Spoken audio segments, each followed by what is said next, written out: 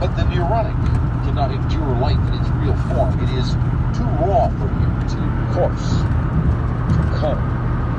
He takes refuge instead in a delusion, which is characterized by its resistance to attack by logic and reality. According to von Mises, the neurotic himself must learn why he does not want to face the truth, why he takes refuge in delusions.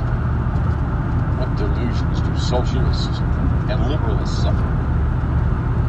Von Mises points out that the utopian Fourier was unable to construct a vision of a socialist society without making two assumptions, which Marx also made, that contradict all reason and experience. The first is a practically limitless increase in production based on the idea that all the materials of production are freely available to us with no need to economize.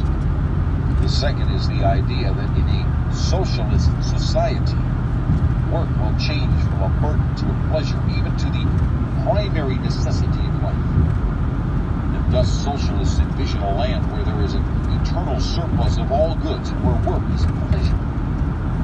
So much more scientific socialism, which von Mises wrote, simply imagines the fading away of any obstacles to its paradise. This is one of the saving lies to which socialists cling. Von Mises wrote that the saving lie enables the socialist to believe that failure to achieve his lofty aspirations is due not to his own inadequacy, but to defects in the social order. It tells him that not he himself, but the world is at fault for having caused his failure. And as von Mises explains, he clings to his saving lie, and when he must make the choice of renouncing it or logic, he prefers to sacrifice logic. For life, you see, would be unbearable for him without the consolation that he finds in the idea of socialism. Socialism, you see, becomes then an elixir against earthly adversity, whereas the Christian belief in a recompense in the hereafter formed an incentive to virtuous conduct in this life. The socialist promise poses no other duty than that of giving political support to the party of socialism.